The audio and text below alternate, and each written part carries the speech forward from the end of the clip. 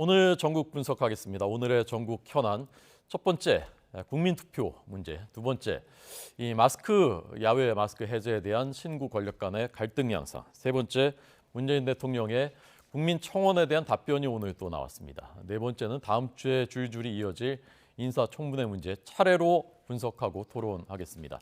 최창렬 용인대 교수, 김근식 경남대 교수 초대했습니다. 안녕하십니까? 안녕하세요. 어서 오십시오. 네, 먼저 오늘 경국들을 종합한 저희 영상을 보시고 두 분 말씀 듣겠습니다. 보시죠.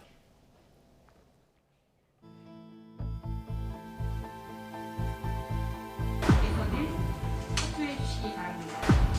5년 만에 역사적인 결정이었어요. 그리고 또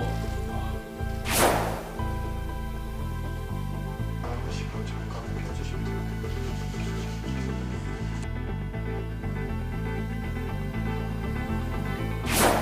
우리가 힘도 있게 당장간에 협의를 하고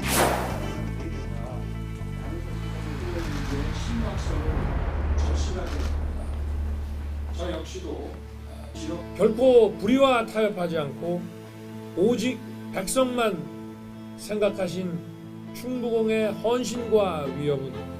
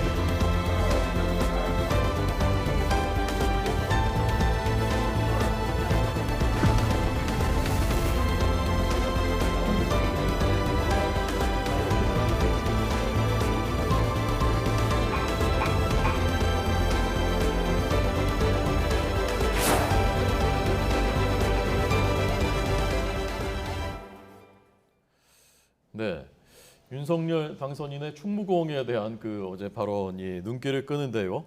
속마음의 표출이냐라고 이렇게 해석이 나왔는데 두 분은 어떻게 보셨습니까? 충무공 얘기가 또 갑자기 나오니까 전 좀 당황스럽던데 네. 이 충무공 얘기는 가끔 나오는 것 같아요. 신에게는 아직 뭐 한 12척의 배가 있습니다. 이것도 많이 이제 소환된 얘기인데 네.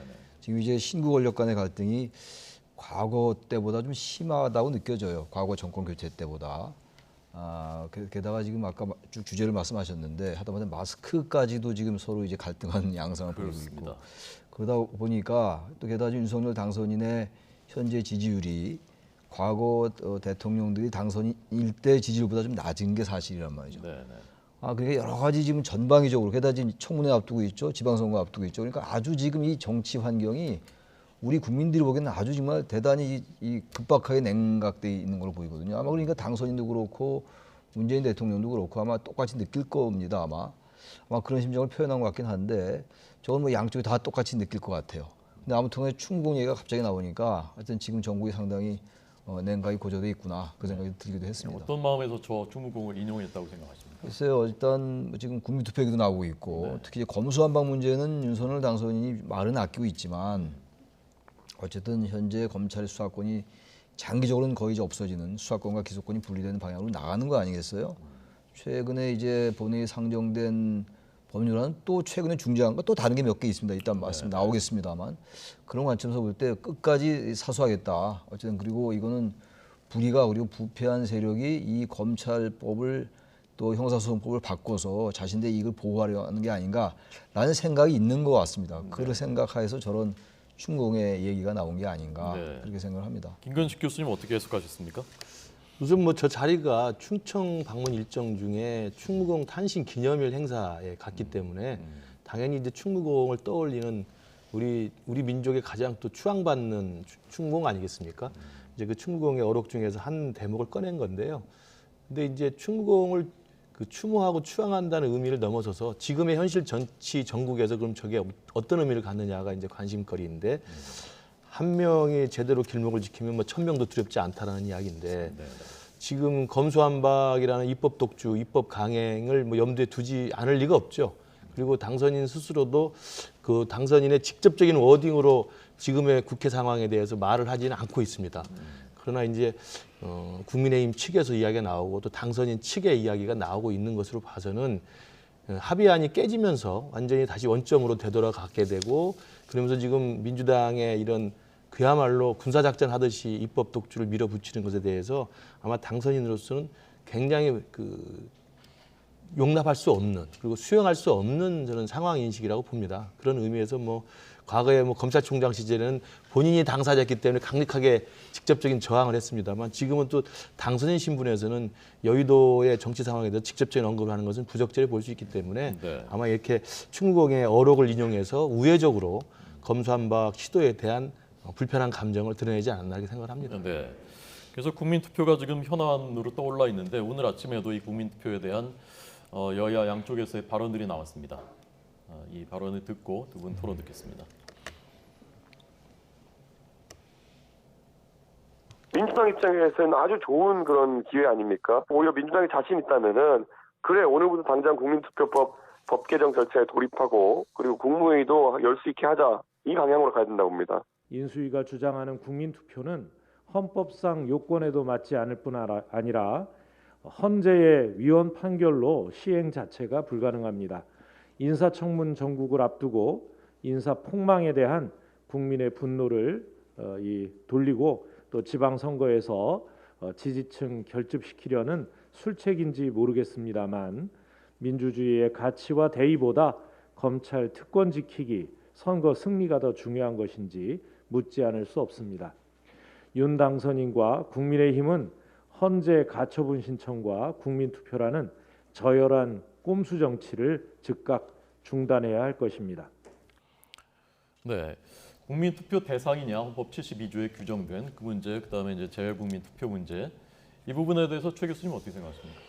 국가 안위에 관한 정책이냐가 중요한 쟁점이라고 봅니다. 헌법 네. 72조의 외교, 국방 통일, 외교 통일 국방, 그리고 이제 국가 안위에 관한 정책을 대통령이 인정하면 맡길 수 있다, 이제 붙일 수 있다, 부여할 수 있다라는 얘기인데, 국가 안위라는 얘기는 시큐리티, 안보라는 생각이 우선 듭니다. 그래서 이 지금 검수완박 검찰에 관련된 것이 과연 국가 안위냐, 대단히 논쟁적이라고 생각해요. 근데 일단 일견 느끼기에는 그 국가 안위와 큰 관련이 있게 느껴지진 않아요, 사실은 국민투표에. 그리고 국민투표는 우리 국민들 머릿속에는 그리고 그렇게 해왔고 헌법 개정할 때 있는 거잖아요. 그리고 헌정사상 어떤 중요 정책을 국민투표에 부여한 적이 한 번도 없습니다, 지금 현재. 그러나 국민투표는 국가 안위에 관련된 중요 정책이냐 아니냐가 대단히 논쟁적이고 논란적이긴 한데, 요즘 이제 국회에서 벌어진 일들이 말이죠. 우리 국민이 선출한 대표들이잖아요, 국회가. 근데 어떤 정책들 보면은 여야의 이해관계에 맞아서 합의한 정책이 꽤 많아요. 하다못해 국회법에서 국무위원과 국무위원과 그리고 국회의원의 겸임이 가능한 조항이 있거든요. 그것도 사실 개정할 시도가 많이 있었어요. 근데 그거 개정이 안 되고 있고, 최근에 좀 다른 얘기입니다만 이제 가덕도 시민공원 같은 경우도 과연 그거 꼭 해야 되느냐. 근데 그 선거도 앞두고 여야가 합의했단 말이죠. 그러니까 이제 대의민주주의라는 명분으로 너무 국민들의 의사가 저는 많이 배제됐다고 생각해요. 그리고 국민들이 너무 소극적인 절차적 민주주의에 만족한 듯해서 국민투표가 제가 볼 때 지금 약간 생뚱맞긴 해요. 지금 이 검수완박 이 법안을 국민투표에 붙인다는 게. 게다가 지금 저기 아까도 나왔습니다만 현재 국민투표법이 지금 헌법 불합치 판정을 받고 나서 교정이 안 됐단 말이에요. 시정이 안 된 상황이기 때문에 저걸 개정해야 되기 때문에 현재로서는 국민투표를 붙여서 이 검수완박법을 국민들에게 직접 물어보는 건 대단히 실현 가능성이 낮다고 생각해요. 그럼에도 불구하고 대의민주주의가 너무 거의 형이화되어 있는 상황 속에서 가끔은 정말 첨예하게 여야가 대립한다면 한 번쯤 물어보는 건 괜찮을 것 같긴 해요. 직접 민주주의적인 요소를 한번 보완하는 거죠. 그러나 지금 너무 현실 가능성이 떨어진다, 실현 가능성이. 그리고 국가 안위에 관련된 중요 정책 이 부분이 과연 가능할까. 그리고 지금 대통령이 이제 윤석열 대통령이 취임되면은 대통령이 판단하면 되긴 돼요. 대통령이 붙이는 거니까 주체가. 근데 그 전에 이미 다 공포된 걸 할 수 있을까? 시기적으로 말이죠. 이 문재인 대통령이 공포하고 그렇다면 거부권 행사하지 않고, 그렇다면 이거 자체가 현실 가능성이 떨어지는데 지방선거 앞두고 뭔가 이슈를 주도하고 그런 생각에서 꺼낸 것은 아닌지, 그런 여러 가지 생각이 착잡하게 듭니다. 이 사안을 보고. 김 교수님. 예. 그 국민투표라는 카드를 이제 꺼내 드린 것은 어제 권성동 의원의 발언에서 저는 그 핵심이 있다고 봐요. 고육지책의 아이디어인 것 같다. 그러니까 지금 민주당이 계획대로 스케줄을 짜서 작전하듯이 밀어붙이면 막을 길이 없습니다. 막을 길이 없으면 내일 당장 이제 검찰청법 통과되고 다음 주에 형사소송법 통과되면 국무회의에서 의결하고 끝납니다. 그러면 입법 자체를 막을 길이 없기 때문에 아마 국민의힘에서는 이제 굉장히 그 무기력한 대응밖에 생각이 안 나는데 이러저러한 아이디어 차원에서 보면 그럼 국민투표하는 게 있기 때문에 대통령의 권한으로서 그러면 이것에 대한 국민적 여론, 그러니까 검수완박 입법 시도에 대해서 여론상으로는 이걸 반대하는 여론이 더 많지 않습니까? 네. 그러니까 여론의 반대 의견이 많다는 것을 우위에 있는 것을 우리가 그 고려해서 직접 그 국민에게 물어보자. 나는 어떤 정치적인 저는 압박 내지는 여론전의 일환으로 아마 생각을 하고 있다고 저는 판단합니다. 그 이야기는 뭐냐면 현실 가능성은 떨어진다는 이야기죠. 그러니까 저는 지금 장재원 비서실장이나 국민의힘 측에서 국민투표를 직접 하겠다라고 강력하게 밀어붙이면 이건 또다시 저는 잘못된 자충수가 될 수도 있다고 생각을 합니다. 그렇기 때문에 지금 다음 주까지 민주당이 거세게 밀어붙이는 이 국면에서 반대론이 훨씬 많은데 자신 있으면 그러면 국민투표 받아라. 네. 그리고 자신 있으면 왜 못할 게 뭐였느냐. 국민에게 물어보자. 이런 식의 압박과 여론전의 일환으로 쓸 수 있는 워딩이긴 하지만 이거 실제로 정책을 직접 국민투표에 붙이고 절차상 이것들을 해결하기 위해서 실제적인 액션에 들어가고 하는 것은 제가 볼 때 부담이 좀 크기 때문에 아마도 실제로 관철될 가능성이 높지 않습니다. 아까 말씀하신 것처럼 이게 부의의 대상이 되느냐, 그리고 그 국민투표법 개정 자체가 가능하느냐, 그리고 절차상 6월 1일 지방선거까지 윤석열 정부가 취임한 다음에 국민의 심의를 거쳐야 되고 공고를 해야 되는데 그게 절차상 가능하느냐. 네. 그다음에 제가 제일 그 우려스러운 건 마지막으로 그렇게 해서 국민투표에 붙여가지고 검수완박에 대한 반대론이 높게 나타난다 하더라도 그걸로 끝입니다. 그렇게 했다고 해서 이번 정부에서 민주당이 이렇게 거세게 밀어붙인 검수완박이라는 입법 폭주를 되돌릴 방법은 사실상 없습니다. 입법적 기속력이 없기 때문에 네. 바로 그런 걸 생각하면 다분히 이제 우리가 생각하는 우리가 쓸 수 있는 가장 훌륭한 고육지책의 어떤 카드로서 여론을 등에 업은 압박 카드로서 꺼내든 게 아닌가 생각을 하지 실제로 집행할 가능성은 높지 않지 않느냐 생각합니다. 네. 참 신구 권력이 거의 전방위로 지금 충돌을 하고 있거든요. 오늘 다룰 4개의 주제가 사실 다 이제 그 큰 범주로 보면 그런데 오늘은 실외에서의 마스크 해제 이건 시점을 놓고 이제 양측이 의견이 달랐던 것인데 오늘 결국 해제하기로 결정이 됐고요. 그 부분 김 교수님 먼저 어떻게 보셨습니까? 이것도 그러니까 지금 신구 권력 갈등에 이제 이런 것까지 들어와 있다는 것도 사실 아까 최 교수님 말씀대로 이런 모양새의 정권 교체는 진짜 국민들이 본 적이 없는 것 같아요. 그래서 짜증도 많이 나시는 것 같고 저는 정권을 넘겨주는 측이 좀 더 유연하고 대범하게 해야 되고 정권을 또 넘겨받는 사람들도 포용적이고 유연하게 했어야 되는데 그 부분이 잘 안 되고 있다는 좀 안타까움이 있고요. 실외 마스크는 제가 전문가가 아니라서 모르겠습니다만 일단 인수위 차원에서는 안철수 코로나 특위 위원장 자격으로 사실은 이 마스크 해제에 대한 그다음에 코로나 방역에 대한 로드맵을 제시를 한 적이 있습니다. 네네. 그렇다고 한다면 새 정부가 이제 다음 주 넘어서면은 이제 새로 정부가 출범하는데 그 새 정부의 인수위의 인수위원장이자 코로나 특위위원장이 제안한 그 어떤 로드맵 자체를 지금의 정부가 좀 인정해주고 존중해주면 좋지 않았느냐 이런 아쉬움이 있습니다. 왜냐하면 한 달 전에 벗으나 한 달 후에 벗으나 크게 뭐 큰 문제가 없을 것 같은데요. 그래서 이게 결국은 또 신구 권력의 막판 기싸움이 아닌가라는 좀 안타까움이 있고 또 이면에 그럼 왜 이렇게 고집을 부렸을까 생각을 해보면 문재인 정부 임기 내에 마스크를 벗었다고 하는 정치적 자화자찬으로 마무리를 하고 싶은 욕심이 혹시라도 있지 않았나 생각이 들어요. 그러니까 문재인 정부가 임기 3년은 거의 코로나로 3년을 다 지내지 않았습니까? 네. 처음에 뭐 K방역이라고 잘했다고 했습니다만 지금 와가지고 제가 볼 때 정말 잘했는지가 의심스러울 정도가 됐는데 어찌됐든 자기 임기 끝날 때 마스크를 벗게 했다라는 이런 확실한 가시적 성과를 내기 위해서 조급하게 한 게 아닌가라는 저는 그런 생각이 듭니다. 네. 최 교수님 어떻게 보셨어요? 저도 마스크 지금 이제 벗는 거는 야외니까 벗어도 될 것 같아요. 네. 지금 실내에서 벗는다는 건 아니잖아요. 네네. 야외는 하기야뭐 야외도 마스크를 벗고 뭐 2m인가요? 1m인가 거리를 두지 않고 얘기하면 그것도 2m 마찬가지네요. 랍니다. 2m인가요? 네. 마찬가지인데 어쨌든 간에 야외에서는 뭐 이렇게 둘이 이렇게 마주해가지고 이렇게 밥을 먹고 이러는 경우는 거의 없잖아요. 그러니까 저는 실외에서 마스크 벗어도 될 것 같아요. 지금 그리고 사실은 지금 거의 해제 상태잖아요. 그리고 뭐 확진이 돼도 격리도 의무도 아니고 말이죠. 그러니까 실외에서 꼭 마스크 써야 된다는 게 논리적으로 잘 수미 상관되지 않아요. 사실은 좀 맞는 게 맞다고 보는데 이 문제도 그래요. 이 문제도 지금 우리 김 교수님 말씀처럼 이 정부가 어쨌든 임기 중에 이 K 방역을 잘 마무리하고 네네. 이제 그 이른바 코로나 종식을 사실상 선언하게 되는 네네. 그런 상징적인 조치를 하는 것 같은데 네네. 이 부분도 너무 인수위에서도 뭐 이걸 그렇게 또 과도하게 반박할 필요는 없을 것 같아요. 이거는 또 그거는 또 이쪽에서 봐도 아까 말씀처럼 인수위의 로드맵을 따르는 것도 괜찮은데 정부 입장에서 볼 때는 지금 거의 모든 게 지금 뭐 영업도 뭐 지금 제한 시간도 없잖아요. 인원수 제한도 없고. 네네. 그러니까 야외에서 마스크 쓰는다는 것 자체가 맞지가 않죠. 그러니까 전 마스크를 야외에서 벗는 건 전 그 조치는 맞는 거라고 생각해요. 그러나 이 정부가 마치 이 코로나를 완전히 K 방역이란 처음에 잘했죠 우리나라가. 근데 그것만 가지고 완전히 잘했다라고 하면서 이 마스크를 해제하는 것과 같이 연관시킨다. 이거는 국민들이 보기에는 좀 이것도 생뚱맞다. 마스크 해제해야 되는 건 맞는데 야외에서 너무 과도하게 K 방역을 앞세우는 거는 국민들 일반 요소로 볼 땐 또 괴리가 있을 수 있다고 생각을 합니다. 네. 교수님 말씀 중에 격리 의무가 지금 해제됐다. 그거는 아니고요. 아니군요. 다음 달에 이제 그 최종 결정한다는 거니까. 네, 그렇군요. 혹시 격리 안 하실까봐. 네, 아이고 마침 몰랐습니다. 시청자 여러분이 격리 안 하실까 저기 걱정돼서 전문가가 말씀드렸습니다. 네. 오늘 나왔던 그러면 그 마스크 실외 마스크 해제에 대한 그 양측의 발언 잠깐 들어보겠습니다. 정부는 정점 이후 6주째 감소세를 이어가고 있는 방역 상황과 일상 회복에 대한 국민들의 그런 간절한 바람을 고려해서 다음 주 월요일 5월 2일부터 실외에서의 마스크 착용 의무는 해제됩니다. 정부의 이번 결정이 과학 방역에 근거하여 내린 결정인지 의문을 갖지 않을 수 없습니다.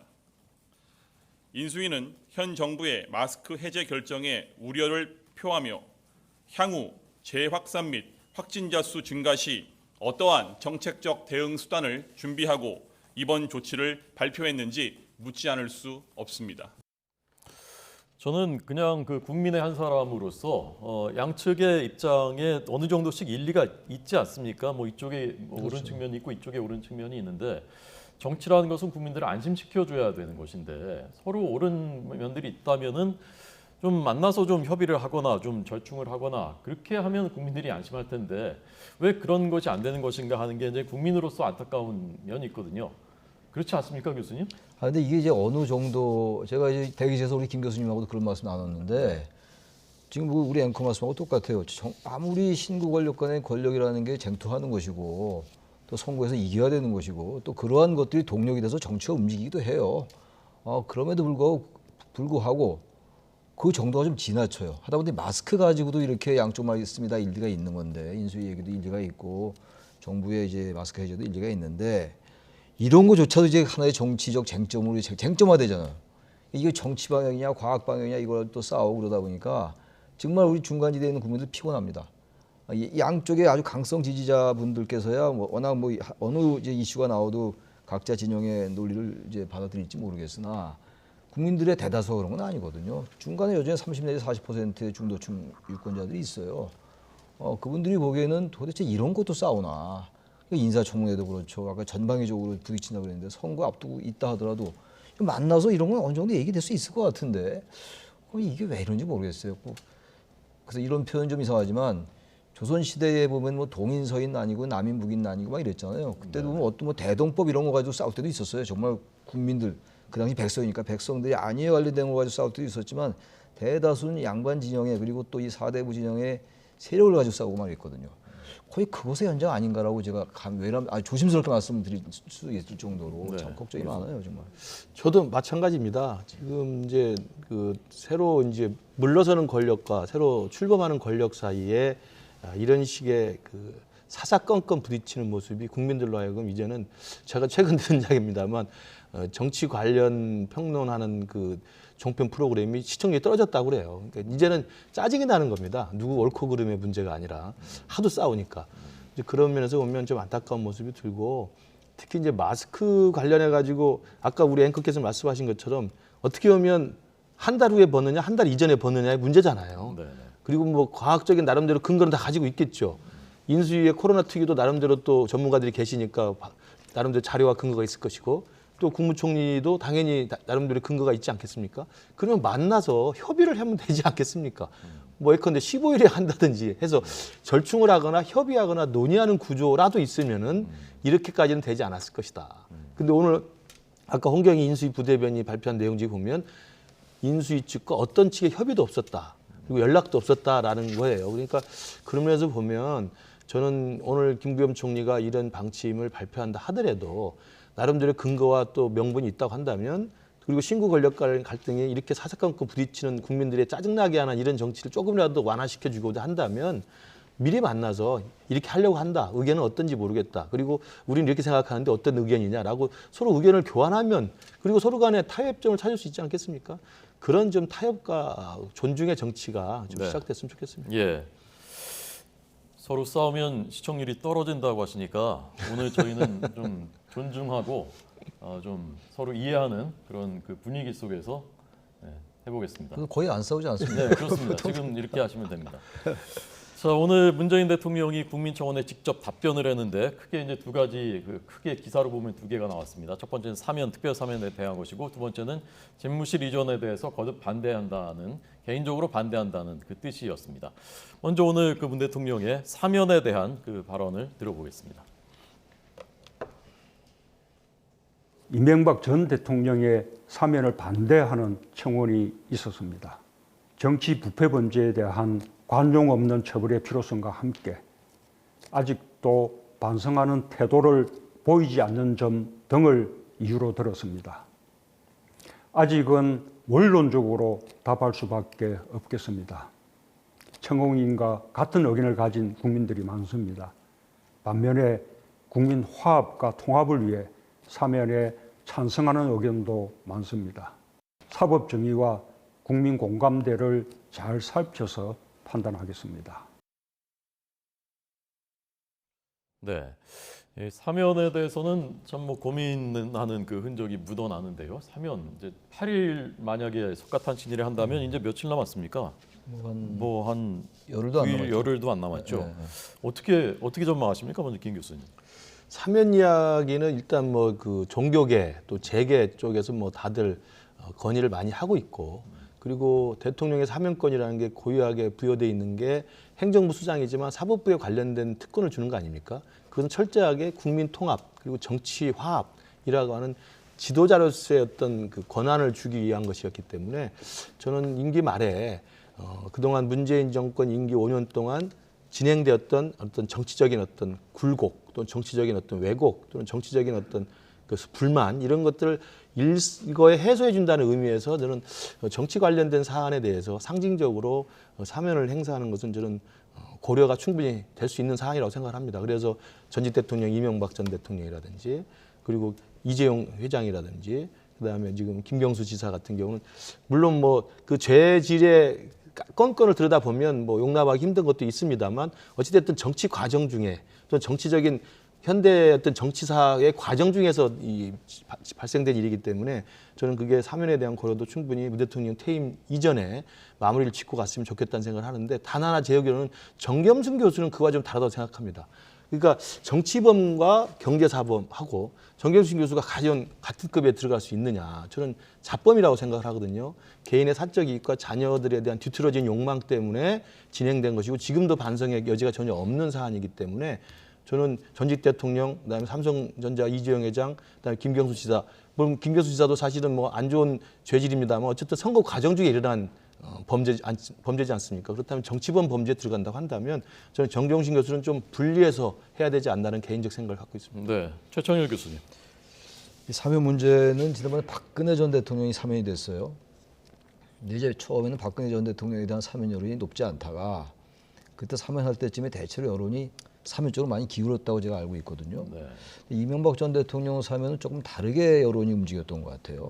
근데 그때도 박근혜 전 대통령 사면을 반대한 논리 중에 하나가 반성을 하지 않는다. 예. 그리고 대한민국의 헌법 절차에 따라서 탄핵이 진행되고 대통령으로부터 파면되고 그랬는데 그런 과정 자체를 부인하는 거 아니냐. 재판 과정 자체를. 이런 이제 비판이 많이 있었어요. 그렇기 때문에 사면하면 안 된다 그랬었는데 반성만 맨날 따지고 나면 영원히 사면 못할 거 아니겠어요. 근데 현실적으로 계속 뭐 그야말로 그 오랜 기간 또 20년 동안을 수감하게 할 수는 없는 거 아니겠어요? 그래서 이제 그렇게 된 건데 이명박 전 대통령의 경우도 그 논리는 마찬가지긴 해요. 똑같아요. 지금도 이명박 전 대통령도 반성하지 않고 그렇게 하는데 이것도 결국은 반성하냐 안 하냐 따지는 게 이제는 의미가 없는 것 같아요.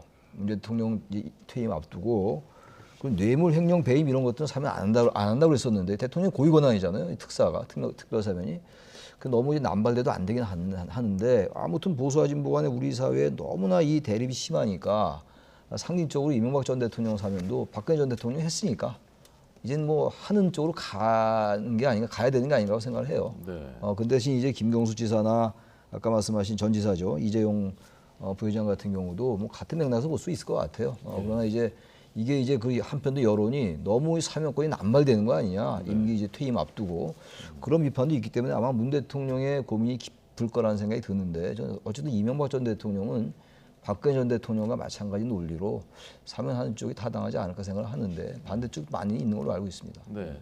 조금 전 김 교수님 말씀하신 이제 지금 거론되는 주요 대상자가 이명박 전 대통령, 그다음에 이재용 부회장, 김경수 전 지사, 그다음에 정경심 전 교수, 그다음에 뭐 한 명 더 한다면 이석기 씨 이렇게 되지 않습니까? 네. 그 대상에 대해서는 어떻게 좀 아십니까?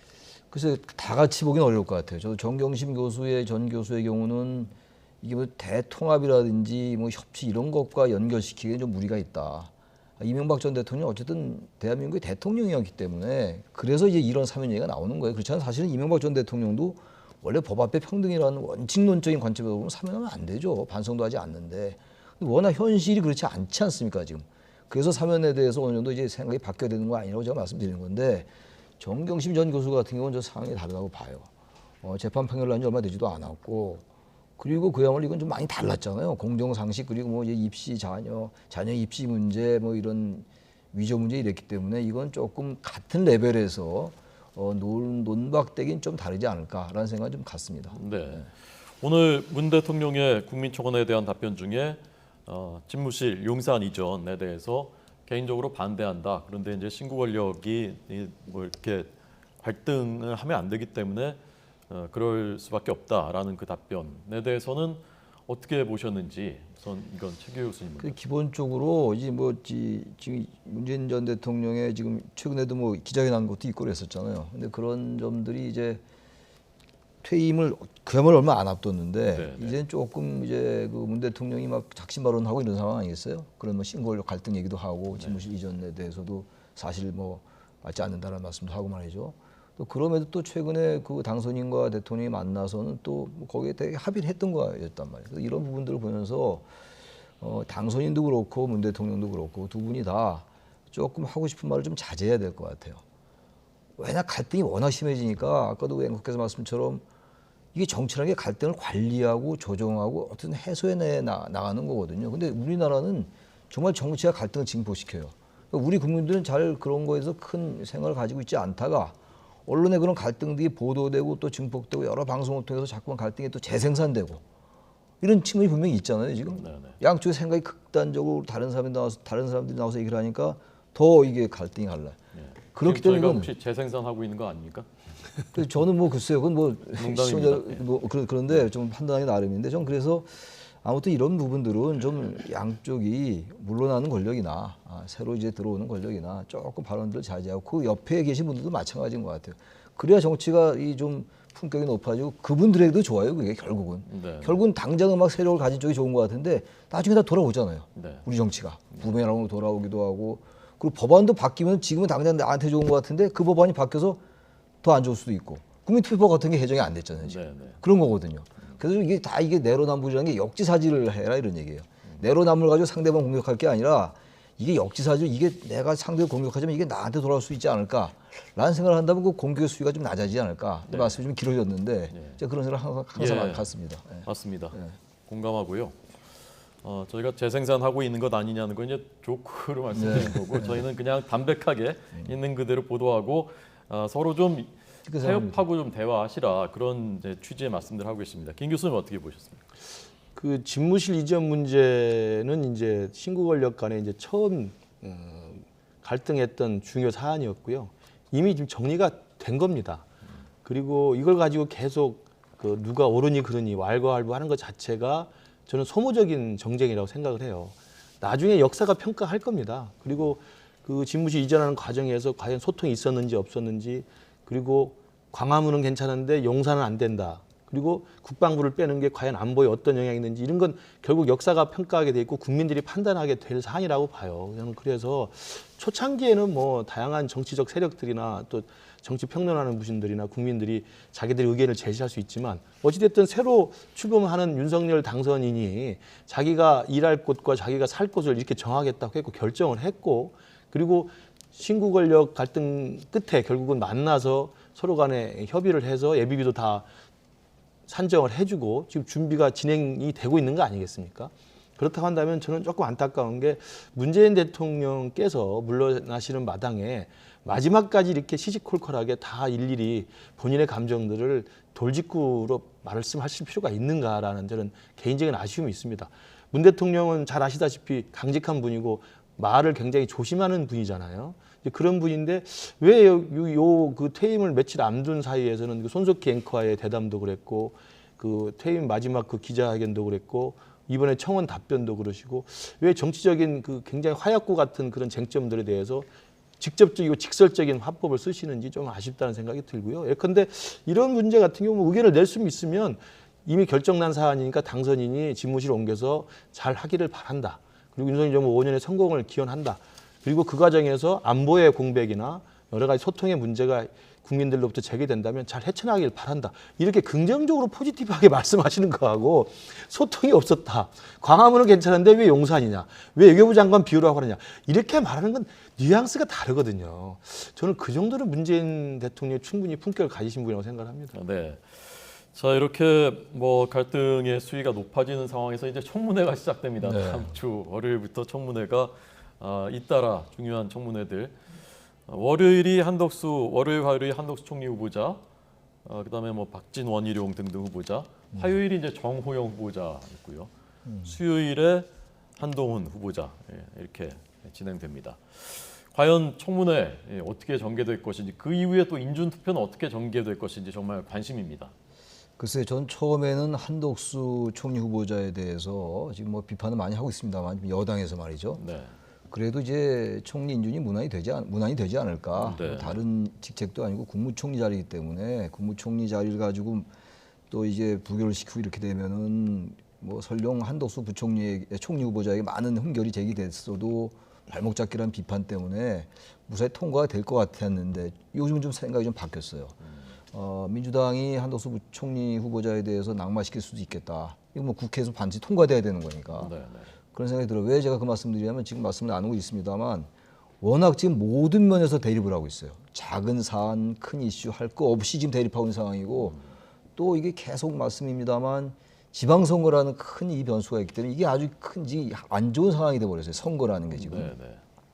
그 한덕수 총리 후보자도 좀 만만치 않을 것 같고, 또 뭐니 해도 지금 언론에 계속 나오고 있습니다만 정호영 후보자, 보건복지부 장관 후보자하고 김인철 교육부총리 후보자, 이분들은 전 본인들이 좀 거치 결단해야 될 것 같아요. 그래야 국민의힘이나 이 인수위 측에서도 할 말이 좀 생길 거 아니겠어요. 네, 네. 그 많은 흠결이 나오고 있는데, 근데 그게 다 괜찮다고 넘어가면 그게 말이 되는 게 아닐 것 같다고. 또 한동훈 후보자의 경우에는 그건 좀 정치적인 색깔이 있는 것 같고, 물론 거기도 좀 많은 이제 도덕성과 관련된 게 많이 나오는데, 이미 이제 한동훈 후보자에 대해서는 그것보다는 이제 이 초기 정권의 법무장관이라는 거, 초기 법무장관 후보자라는 거, 그리고 이제 당선인과의 그 관계, 이런 것들이 더 문제되고 있기 때문에 아마 이제 이분도 만만치 않을 것 같은데, 그런 이분들은 어쨌든 대통령이 임명할 수 있는 거거든요. 청문 보고서 채택 안 되더라도. 그래서 뭐 근데 그렇더라도 이 임명을 강행하면, 그때 문재인 대통령 때도 임명 강행한 걸 비판을 많이 했기 때문에 이 초기부터 다 임명을 해버리면은 지지율은 더 떨어질 수 있다는 생각이 들어서 인사청문회 정국이야말로 갈등의 절정일 것 같아요. 네. 갈등 재생산하면 안 된다고 말씀드렸는데, 갈등이 최고조로 다룰 수 있지 않을까. 네. 네. 저희는 절대 재생산하지 않습니다. 글쎄 말입니다. 맞습니다. 오늘 윤희숙 국민의힘 전 의원이 정호영 후보자, 김인철 후보자를 지명해서 사퇴해야 된다라고 하기도 했습니다. 김 교수님 어떻게 생각하십니까? 그러니까 그 윤석열 당선인이 지금 지명한 내각의 그 국무위원 후보자들, 뭐 이러저러하게 언론들이 취재하고 또 기사가 나와서 여러 가지 의혹들 문제 제기를 하고 있습니다. 이제 그것들을 뭐 다 뭐 논란이 돼가지고 뭐 낙마하고 이러지는 않죠. 인사청문회가 그렇기 때문에 그 자리에서 여야 의원들에게 질문에 성실하게 답변하면서 해명할 거 해명하고 전문성과 자질을 검증받는 자리인데, 그러나 이제 너무나 많은 사람들로부터 너무나 집중적인 의혹, 그다음에 해명하기 굉장히 어려운 그런 진짜 국민들 입장에서 국민 눈높이에서 정말 눈살을 찌푸리게 하는 그런 의혹이 있다고 한다면 이제 이게 걸림돌이 될 수가 있는 건데, 저 개인적으로 생각하면 한덕수 총리 후보자는 법률적으로 인준 동의 절차를 밟아야 되지 않습니까? 네네. 그렇다고 한다면 민주당과 지금 국민의힘의 이런 강대강의 대치 국면에서 혹시라도 이것이 정쟁이 확대되면서 이 총리 후보자 인준이 그야말로 전국의 파국으로 가지 않을까 하는 생각도 듭니다. 그러면서 보면 참 굉장히 안타까운 생각이 드는데, 그렇게 될 경우는 사실 윤석열 정부 출범부터 사실은 이 정부는 여야가 이제 그야말로 정면 승부로 갈 수밖에 없거든요. 저는 그걸 민주당이 좀 잘 생각했으면 좋겠다는 생각이 들고요. 제가 한덕수 후보자의 여러 가지 제기되는 의혹들 제가 옹호하자는 게 아니고 정부의 출범을 앞두고 좀 정치적 고려를 해달라는 거고, 질문하신 그 김인철 후보자하고 이 정호영 후보자에 대해서는 왜 윤희숙 전 의원이 콕 집어서 이야기를 했냐면, 저도 개인적으로 생각해보면 동의하는데, 이 윤석열 정부의 출범이라는 게 공정과 상식이라고 하는, 법치라고 하는, 그리고 부모님들의 뭐 아빠 찬스 뭐 이런 것에 대한 분노를 빌미로 해서 국민의힘에 사실 적공 개최 선고한 거 아닙니까? 그렇다고 한다면 지금 그 김인철 후보자나 이 정호영 후보자가 제기되는 의혹은 무슨 범죄 혐의의 유무, 불법 적법의 유무가 아니라 국민 법감정, 국민 눈높이법이 있지 않습니까? 네. 국민 정서법에 따르면 윤석열 후보의 정치적 자산이라고 하는 공정과 상식에 위배될 수 있는 의혹이 다분히 있는 거거든요. 그래서 그런 부분에 대해서는 좀 윤석열 당선인이나 인수위 측에서 좀 결자 해지를 해야 되지 않냐, 이런 생각을 좀 합니다. 네. 한덕수 국무총리 후보자의 그 인준 표결은 과반수 출석에 과반수 찬성하면 통과되는 거니까 172석 민주당이 마음만 먹고 당론 뭐 그렇죠. 거기에 뭐 반대표가 반란표가 많이 나오지 않으면 부결시킬 수 있는 거거든요. 그렇죠. 만약에 부결되면 그럼 어떻게 되는 겁니까? 부결되면은 이제 전국은 이제 말씀처럼 뭐 이제 그야말로 걷잡을 수 없는 이제 회오리로 들어갈 거예요. 게다가 지방선거 바로 이제 코앞이고, 게다가 아무튼간에 지금 그때는 야당입니다만 야당의 전형적인 여소야대예요. 그것도 큰 여소야대입니다. 네. 그런 상황 속에서 법안 같은 거, 정책 이런 게 모든 게 올스톱될 수가 있어요. 그럼 정말 우리가 예상치 못한 전국이 완전히 이제 파행으로 간다면 이건 참 그런 일이 안 생겨야 되는데, 그래서 저는 제가 여기서 그런 것까지 다 말씀드리긴 좀 적절치 않을 수 있는데, 한덕수 총리는 통과를 시키고, 그리고 뭐 거래하는 건 아닙니다만 뭐 바게닝하는 건 아닌데, 또 정책에 그런 게 전혀 없는 것도 아니잖아요. 또 그러니까 후보자들 중에서 정말 우리 김 교수님 말씀처럼 저도 말씀드리고 그런 부분인데, 정말 이 국민들에게 계속 이슈가 증폭되고 납득되지 않는 부분, 이 위법과 적법 여부를 따지는 게 아니란 말이에요. 청문이라는 거는 이 검찰이 기소하는 거나 법원에서 판단하는 게 아니거든요. 그렇다면 그런 부분들에 대해서는 좀 어느 정도 여론에 부응해서 낙마하고, 그리고 총리 후보자는 통과되고 이러면서 뭔가 조금씩, 그게 정치행위 아니겠어요? 완벽하게 다 뭐 또 옳은 거 그런 거 다 딸 수 없는 게 현실이라면 그렇게 가야지. 만약에 총리가 또 낙마하고 또 지난 과거처럼 총리 없이 서리로 가고 또 김부겸 총리가 제청하고, 그럼 엉망이 되는 거예요. 그럼 그야말로 그때 옳고 그름을 따지기 어려울 정도로 그런 일을 좀 안 벌였으면 좋겠다. 그러나 일단 그것도 잘 해명을 해야 되겠죠, 청문회에서. 네. 김 교수님. 저도 만약에 한덕수 총리 후보가 낙마하게 되면 그건 진짜 그 여야가 이제는 뭐 출범 초기부터 사실은 극한 대결을 벌이는 거고요. 그다음에 당장 정부 구성을 못 합니다. 1997년에 김대중 대통령이 50년 만에 수평적 정권 개최했을 때 결국은 총리 후보자를 동의해주지 않는 바람에 6개월 동안 사실은 이게 안 됐었어요. 서리를 했죠. 김종필 그렇습니다. 총리 그러니까 서리. 이게 사실은 헌법적으로나 법률적으로 거의 공백 상태가 돼버리고 네. 김부겸 총리는 그대로 있는 상황이고, 그다음에 또 그러면 총리 제청을 못 받기 때문에 그러면 기존의 문재인 대통령이 임명한 국무위원이 모여서 또 국무회의를 해야 되는 상황입니다. 국민투표 뭐 하겠다 그러는데 그럼 어떤 상황이 벌어지겠습니까? 그리고 만약에 또 지금 문재인 정부 하에서의 내각 구성원들 중에서 국회의원 신분들은 미리 사퇴를 해버린다고 하면 국무위원이 없는 상태에서 정부 출범 어떻게 하겠습니까? 그렇기 때문에 저는 이 부분에 대해서는 여야가 정말 초당적이고, 그리고 새로운 정부의 출범을 믿업지 않더라도 좀 축하해주고 격려하고 기대한다는 의미에서의 좀 대범한 저는 접근이 필요하다고 생각합니다. 네. 뭐 여당에서는 청문회를 굉장히 많이 준비를 했을 거고 또 벼르고 있겠죠. 그래서 월, 화, 수 이어질 청문회에서 또 또 어떤 뭐 새로운 것들이 또 나올 수 있는 것이고 네. 그 상황들이 또 이 여론에도 영향을 미치게 될 것 같습니다. 저희 YTN이 이 청문회 상황 그리고 그 미칠 영향들 계속해서 정확하게 자세하게 공정하게 보도하도록 하겠습니다. 오늘 최창열 교수님, 김근식 교수님 두 분 잘 들었습니다. 고맙습니다. 감사합니다.